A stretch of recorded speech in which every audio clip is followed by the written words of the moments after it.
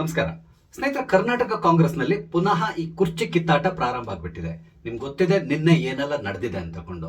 ಸಿದ್ದರಾಮಯ್ಯನವರ ಪುತ್ರ ಯತೀಂದ್ರ ಅವರು ಒಂದು ಹೇಳಿಕೆಯನ್ನು ಕೊಟ್ಟರು ಮೈಸೂರಿನಲ್ಲಿ.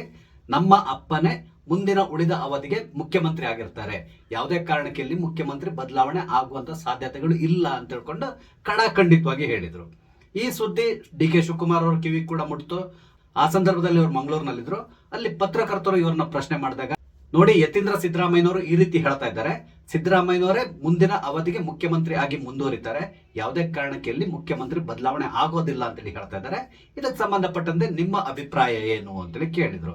ಅಂದ್ರೆ ಈ ರೀತಿ ಪ್ರಶ್ನೆ ಕೇಳಲಿಕ್ಕೂ ಕೂಡ ಒಂದು ಕಾರಣ ಇತ್ತು ಡಿ ಕೆ ಶಿವಕುಮಾರ್ ಅವ್ರನ್ನ. ಈ ಬಾರಿಯ ಬಜೆಟ್ ಸೆಷನ್ ಮುಗಿದ ನಂತರ ಕರ್ನಾಟಕದಲ್ಲಿ ಮುಖ್ಯಮಂತ್ರಿ ಬದಲಾವಣೆ ಆಗ್ತದೆ ಅನ್ನೋ ಸುದ್ದಿ ಎಲ್ಲೆಡೆ ಹರಿದಾಡ್ತಾ ಇತ್ತು. ಹಾಗೇನೆ ಹೈಕಮಾಂಡ್ ಕೂಡ ಇವರಿಬ್ಬರನ್ನು ಕೂಡ ದೆಹಲಿಗೆ ಕರೆದಿದ್ದಾರೆ. ಆದ್ರಿಂದಾಗಿ ಎಲ್ಲರೂ ಮಾತಾಡ್ತಾ ಇದ್ದೇನು ಅಂತ ಹೇಳಿದ್ರೆ, ಬಜೆಟ್ ಅಧಿವೇಶನ ಮುಗಿದ ತಕ್ಷಣ ಸಿದ್ದರಾಮಯ್ಯ ಅವರು ರಾಜೀನಾಮೆ ಕೊಡ್ತಾರೆ, ಡಿ ಕೆ ಶಿವಕುಮಾರ್ ಅವರು ಮುಖ್ಯಮಂತ್ರಿ ಹುದ್ದೆಗೆ ಏರ್ತಾರೆ ಅಂತೇಳಿ. ಈಗಾಗಲೇ ಹಲವರು ಬೇರೆ ಬೇರೆ ರೀತಿಯಾದಂತಹ ಹೇಳಿಕೆಗಳನ್ನ ಕೊಡ್ತಾ ಇರುವಂತಹದ್ದನ್ನು ನೀವು ಗಮನಿಸಿರ್ತೀರಾ. ಇದೇ ಸಂದರ್ಭದಲ್ಲಿ ಡಾಕ್ಟರ್ ಪರಮೇಶ್ವರ್ ಅವರು ಕೂಡ ದಲಿತ ಮುಖ್ಯಮಂತ್ರಿ ಅನ್ನುವ ಕಾರ್ಡನ್ನ ಪ್ಲೇ ಮಾಡ್ಲಿಕ್ಕೆ ಎಲ್ಲಾ ರೀತಿಯಾದಂತಹ ಸಿದ್ಧತೆಯನ್ನು ಕೂಡ ಮಾಡ್ಕೊಳ್ತಾ ಇದ್ದಾರೆ. ಅದ್ರ ಹಿಂದೆ ಕೂಡ ಸಿದ್ದರಾಮಯ್ಯನವರು ಇದ್ದಾರೆ ಅನ್ನೋದು ಎಲ್ರಿಗೂ ಗೊತ್ತಿರುವಂತಹ ವಿಷಯ.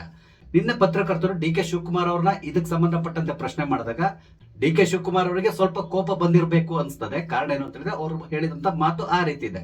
ಅವರು ನೇರವಾಗಿ ನಮ್ಗೆ ಯತೀಂದ್ರ ಸಿದ್ದರಾಮಯ್ಯನವರೇ ಹೈಕಮಾಂಡ್, ಅವ್ರು ಏನ್ ಹೇಳ್ತಾರೋ ಅದೇ ರೀತಿ ನಡ್ಕೊಂಡು ಹೋಗ್ಬೇಕಾಗ್ತದೆ. ನಾವು ನನ್ನನ್ನ ಪುನಃ ಯಾವುದೇ ರೀತಿಯಾದಂತ ಪ್ರಶ್ನೆಯನ್ನ ಕೇಳಬೇಡಿ, ಯತೀಂದ್ರ ಸಿದ್ದರಾಮಯ್ಯನವ್ರು ಹೇಳಿದಾರಲ್ಲ, ಅವ್ರು ಹೇಳಿದ್ಮೇಲೆ ಮುಗೀತು, ನಾವು ಅವ್ರು ಏನ್ ಹೇಳ್ತಾರೋ ಅದನ್ನ ಪಾಲಿಸ್ತೇವೆ, ಅವರ ಅಣತಿಯಂತೆ ನಡ್ಕೊಂಡು ಹೋಗ್ತೇವೆ.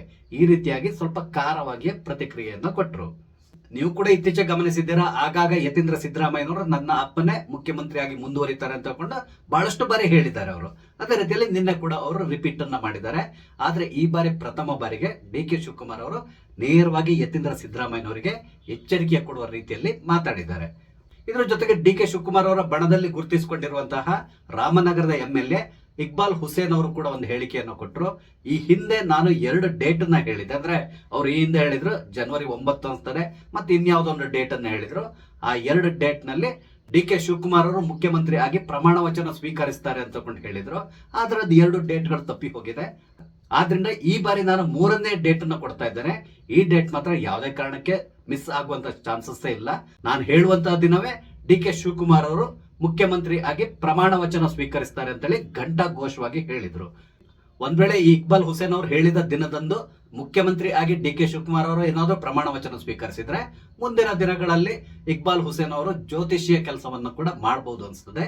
ಡಿ ಕೆ ಶಿವಕುಮಾರ್ ಅವರು ಪ್ರಯತ್ನ ಪಡ್ತಾ ಇರುವಂತಹದ್ದು, ಹೈಕಮಾಂಡ್ ಅನ್ನು ಹೆದರಿಸ್ತಾ ಇರುವಂತಹದ್ದು ಎಲ್ಲದೂ ಗೊತ್ತಿರುವಂತದ್ದೇ. ಇದೇ ಸಂದರ್ಭದಲ್ಲಿ ಸಿದ್ದರಾಮಯ್ಯನವರು ಕೂಡ ಅಷ್ಟೇ ಹೈಕಮಾಂಡ್ ಮೇಲೆ ಸಂಪೂರ್ಣವಾದಂತಹ ಹಿಡಿತವನ್ನು ಸಾಧಿಸಿದ್ದಾರೆ. ಕರ್ನಾಟಕದಲ್ಲಿ ಯಾವುದೇ ಕಾರಣಕ್ಕೆ ಮುಖ್ಯಮಂತ್ರಿ ಬದಲಾವಣೆ ಮಾಡಬಾರದು ಅಂತ ಹಾಕೊಂಡು ಈಗಾಗಲೇ ಅವರು ರಾಹುಲ್ ಗಾಂಧಿಗೆ ತಾಕೀತು ಮಾಡಿದ್ದಾರೆ.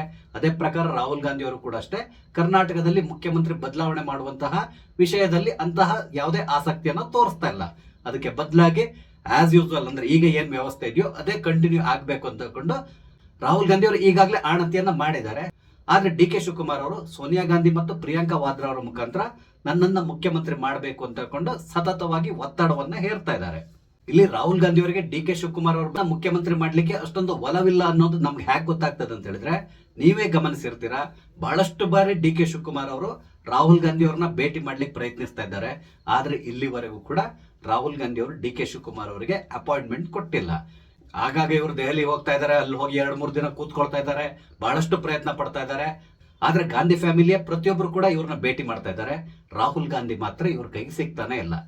ಹಾಗಾಗಿ ಡಿ ಕೆ ಶಿವಕುಮಾರ್ ಅವರು ಕೂಡ ಇತ್ತೀಚಿನ ದಿನಗಳಲ್ಲಿ ಸ್ವಲ್ಪ ಡೆಸ್ಪರೇಟ್ ಆಗ್ತಾ ಇದ್ದಾರೆ. ಆದ್ರೆ ಅದನ್ನ ಅವ್ರು ತೋರಿಸ್ಕೊಳ್ತಾ ಇಲ್ಲ. ಇದೇ ಸಂದರ್ಭದಲ್ಲಿ ತನ್ನ ಬಣದ ಬಲವನ್ನ ಹೆಚ್ಚಿಸಿಕೊಳ್ಳುವಂತಹ ಪ್ರಯತ್ನಕ್ಕೆ ಕೂಡ ಡಿ ಕೆ ಶಿವಕುಮಾರ್ ಅವರು ಕೈ ಹಾಕಿದ್ದಾರೆ. ಆದ್ರೆ ಅದ್ಯಾಕೋ ಅಷ್ಟೊಂದು ವರ್ಕೌಟ್ ಆಗ್ತಾ ಇಲ್ಲ. ಸಾಮಾನ್ಯವಾಗಿ ಡಿ ಕೆ ಶಿವಕುಮಾರ್ ಅವ್ರನ್ನ ಪತ್ರಕರ್ತರು ಪ್ರಶ್ನೆ ಮಾಡ್ತಾನೆ ಇರ್ತಾರೆ, ನೋಡಿ ನಿಮ್ಮ ಬಳಿ ಬೇಕಾದಷ್ಟು ಶಾಸಕ ಬೆಂಬಲ ಇಲ್ವಂತೆ, ಅದಕ್ಕಾಗಿ ನಿಮ್ಮನ್ನ ಮುಖ್ಯಮಂತ್ರಿ ಮಾಡ್ತಾ ಇಲ್ಲ ಅಂತ ಹೇಳಿದಾಗೆಲ್ಲ ಡಿ ಕೆ ಶಿವಕುಮಾರ್ ಅವರು ಒಂದು ರೆಡಿ ಆನ್ಸರ್ನ ಕೊಟ್ಬಿಡ್ತಾರೆ. ಅದೇನು ಅಂತ ಹೇಳಿದ್ರೆ, ನನಗೆ ಸಿದ್ದರಾಮಯ್ಯನವರ ಆದಿಯಾಗಿ 140 ಶಾಸಕರ ಬೆಂಬಲ ಇದೆ ಅಂತಕೊಂಡು ಆಗಾಗ ಹೇಳ್ತಾ ಇರ್ತಾರೆ. ಅಂದ್ರೆ ಇಲ್ಲಿ ಡಿ ಕೆ ಶಿವಕುಮಾರ್ ಅವರು ನನಗೆ ಬೆಂಬಲ ಇದೆ, ಹೈಕಮಾಂಡ್ ನಿರ್ಧಾರ ಮಾಡಬೇಕು, ಈ ರೀತಿಯಾದಂತಹ ಒಂದು ಸಂದೇಶವನ್ನ ಪಾಸ್ ಮಾಡ್ಲಿಕ್ಕೆ ಬಹಳಷ್ಟು ಪ್ರಯತ್ನ ಪಡ್ತಾ ಇದ್ದಾರೆ. ಆದ್ರೆ ಹೈಕಮಾಂಡ್ ಇವರಿಗೆ ಯಾವುದೇ ರೀತಿಯಾದಂತಹ ಕ್ಲಿಯರ್ ಉತ್ತರವನ್ನು ಕೊಡ್ತಾ ಇಲ್ಲ. ಅಂದ್ರೆ ಇಲ್ಲಿ ಹೈಕಮಾಂಡ್ ಸಂಪೂರ್ಣವಾಗಿ ಮೌನಕ್ಕೆ ಶರಣಾಗಿದೆ ಅಂತಲೇ ಹೇಳ್ಬೋದು. ಕೆಲವೊಮ್ಮೆ ಹೇಳ್ತಾರೆ ಯಾವುದೇ ರೀತಿಯಾದಂತಹ ನಿರ್ಧಾರವನ್ನ ತಗೊಳ್ಳದೆ ಇರೋದು ಕೂಡ ಒಂದು ದೊಡ್ಡ ನಿರ್ಧಾರ ಅಂತಕೊಂಡು ಹೇಳ್ತಾರೆ. ಸದ್ಯಕ್ಕೆ ಕರ್ನಾಟಕ ಕಾಂಗ್ರೆಸ್ ನಲ್ಲಿ ಈ ಕುರ್ಚಿ ಗುದ್ದಾಟಕ್ಕೆ ಸಂಬಂಧಪಟ್ಟಂತೆ ಅದೇ ರೀತಿಯಾಗಿ ಕಾಣಿಸ್ತಾ ಇದೆ. ಡಿ ಕೆ ಶಿವಕುಮಾರ್ ಅವ್ರನ್ನ ಮುಖ್ಯಮಂತ್ರಿ ಮಾಡ್ಬೇಕಾ ಬೇಡವಾ ಅನ್ನೋ ಸಂಬಂಧಪಟ್ಟಂತೆ ಯಾವುದೇ ರೀತಿಯಾದಂತಹ ನಿರ್ಧಾರವನ್ನ ಅವರು ಇಲ್ಲಿವರೆಗೂ ತಗೊಂಡಾಗ ಕಾಣಿಸ್ತಾ ಇಲ್ಲ. ಏನೋ ಸರ್ಕಾರ ರಚನೆ ಮಾಡುವ ಸಂದರ್ಭದಲ್ಲಿ ಡಿ ಕೆ ಶಿವಕುಮಾರ್ ಅವ್ರನ್ನ ಸಮಾಧಾನ ಪಡಿಸ್ಲಿಕ್ಕಾಗಿ 2.5 ವರ್ಷ ಆದ್ಮೇಲೆ ನಿಮ್ಮನ್ನ ಮುಖ್ಯಮಂತ್ರಿ ಮಾಡ್ತೇವೆ ಅಂತಕೊಂಡು ಹೇಳಿರ್ಬೋದು. ಆ ಸಂದರ್ಭದಲ್ಲಿ ಡಿ ಕೆ ಶಿವಕುಮಾರ್ ಅವರಿಗೆ ಕೂಡ ಸ್ವಲ್ಪ ಇವರು ಬೆಣ್ಣೆ ಹಚ್ಚಿರ್ತಾರೆ. ನೀವು ಪಕ್ಷದ ನಿಷ್ಠಾವಂತ ಕಾರ್ಯಕರ್ತ, ನಿಮ್ಮಿಂದಾಗಿ ನಾವು ಇಲ್ಲಿ ಅಧಿಕಾರವನ್ನ ಹಿಡಿದಿದ್ದೇವೆ, ಈ ರೀತಿಯಾಗಿ ಬಹಳಷ್ಟು ಅವರಿಗೆ ಬೆಣ್ಣೆ ಸವರಿರ್ತಾರೆ. ಹಾಗಾಗಿ ಡಿ ಕೆ ಶಿವಕುಮಾರ್ ಅವರಿಗೂ ಕೂಡ ಇವ್ರು ಹೇಳಿರೋದೆಲ್ಲವೂ ಸತ್ಯ. ಇವ್ರು ಹೇಳಿದ ಮಾತಿನಂತೆನೆ 2.5 ವರ್ಷ ಆದ್ಮೇಲೆ ನನಗೆ ಮುಖ್ಯಮಂತ್ರಿ ಪಟ್ಟ ಬಿಟ್ಕೊಡ್ತಾರೆ, ಆಗ ನಾನು ಮುಖ್ಯಮಂತ್ರಿ ಆಗ್ಬಹುದು. ಈಗ ಈ ಎಲ್ಲ ರಗಳೆಗಳು ಯಾಕೆ ಅಂತಕೊಂಡು ಬಹಳ ಸೈಲೆಂಟ್ ಆಗಿ ನಾನು ಗಾಂಧಿ ಕುಟುಂಬಕ್ಕೆ ಅತ್ಯಂತ ವಿಧೇಯನಾಗಿರುವಂತಹ ಕಾರ್ಯಕರ್ತ ಈ ರೀತಿಯಾಗಿ ತೋರಿಸ್ಕೊಳ್ಳುವಂತಹ ಪ್ರಯತ್ನವನ್ನ ಮಾಡಿದ್ರು. ಆದ್ರೆ ಸದ್ಯಕ್ಕೆ ಡಿ ಕೆ ಶಿವಕುಮಾರ್ ಅವರಿಗೆ ಈ ವಿಧೇಯತೆ ಅನ್ನೋದೇ ತಿರುಗುಬಾಣ ಆಗ್ತಾ ಇರೋ ರೀತಿಯಲ್ಲಿ ಕಾಣಿಸ್ತಾ ಇದೆ.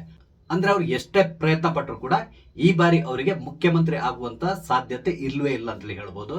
ಆ ಧೈರ್ಯದಲ್ಲೇ ಆಗಾಗ ಯತೀಂದ್ರ ಸಿದ್ದರಾಮಯ್ಯನವರು ಯಾವುದೇ ಕಾರಣಕ್ಕೆ ಕರ್ನಾಟಕದಲ್ಲಿ ಮುಖ್ಯಮಂತ್ರಿ ಬದಲಾವಣೆ ಆಗೋದಿಲ್ಲ, ನನ್ನ ತಂದೆ ಸಿದ್ದರಾಮಯ್ಯನವರೇ ಮುಖ್ಯಮಂತ್ರಿ ಆಗಿ ಮುಂದುವರಿತಾರೆ, ಅವರ ನೇತೃತ್ವದಲ್ಲೇ ಮುಂದಿನ ಚುನಾವಣೆಯನ್ನು ನಾವು ಎದುರಿಸ್ತೇವೆ, ಈ ರೀತಿಯಾಗಿ ಹೇಳಿಕೆಗಳನ್ನ ಕೊಟ್ಕೊಂಡು ಬರ್ತಾನೆ ಇದ್ದಾರೆ. ಆ ಮೂಲಕ ಡಿ ಕೆ ಶಿವಕುಮಾರ್ ಅವರಿಗೆ ಯತೀಂದ್ರ ಅವರು ಇಲ್ಲಿ ಟಕ್ಕರ್ ಕೊಡ್ತಾ ಇರೋ ರೀತಿಯಲ್ಲಿ ಕಾಣಿಸ್ತಾ ಇದೆ. ಇಷ್ಟೆಲ್ಲ ಆದ್ಮೇಲೆ ಡಿ ಕೆ ಶಿವಕುಮಾರ್ ಅವರು ಮುಂದೆ ಏನಾದ್ರು ಮಾಡ್ತಾರಾ, ಈ ರೀತಿಯಾದಂತಹ ಪ್ರಶ್ನೆ ನಮಗೆ ಬಹಳ ದಿನಗಳಿಂದ ಕಾಡ್ತಾನೆ ಇದೆ. ಆದ್ರೆ ಸದ್ಯದ ಪರಿಸ್ಥಿತಿಯನ್ನು ನೋಡಿದ್ರೆ ಡಿ ಕೆ ಶಿವಕುಮಾರ್ ಅವರು ಹಲ್ಲು ಕಿತ್ತ ಹಾವಿನ ತರ ಆಗಿದ್ದಾರೆ ಅಂತಕೊಂಡೇ ಹೇಳ್ಬಹುದು. ನೋಡೋಣ, ಬಜೆಟ್ ಅಧಿವೇಶನ ಮುಗ್ದ ನಂತರ ಇವರಿಬ್ರು ದೆಹಲಿಗೇನು ಕರಿತಾ ಇದ್ದಾರಂತೆ. ಆ ಸಂದರ್ಭದಲ್ಲಿ ಏನಾದ್ರೂ ನಿರ್ಧಾರವನ್ನ ತಗೊಳ್ಳುವಂತ ಸಾಧ್ಯತೆ ಇದೆಯಾ, ಯಾವುದಕ್ಕೂ ನಾವು ಕಾದ್ ನೋಡ್ಬೇಕಾಗಿದೆ. ಸ್ನೇಹಿತರೆ, ಈ ವಿಷಯಗಳ ಬಗ್ಗೆ ನಿಮ್ಮ ಅನಿಸಿಕೆ ಏನು ದಯವಿಟ್ಟು ಕಮೆಂಟ್ ಮುಖಾಂತರ ತಿಳಿಸಿ. ಹಾಗೇನೆ ನಾನು ಹಂಚ್ಕೊಂಡಂತ ವಿಷಯ ಇಷ್ಟ ಆದ್ರೆ ಲೈಕ್ ಮಾಡಿ, ಶೇರ್ ಮಾಡಿ, ದಯವಿಟ್ಟು ನನ್ನ ಚಾನಲ್ ಸಬ್ಸ್ಕ್ರೈಬ್ ಮಾಡಿ. ನಮಸ್ತೆ, ಜೈ ಹಿಂದ್.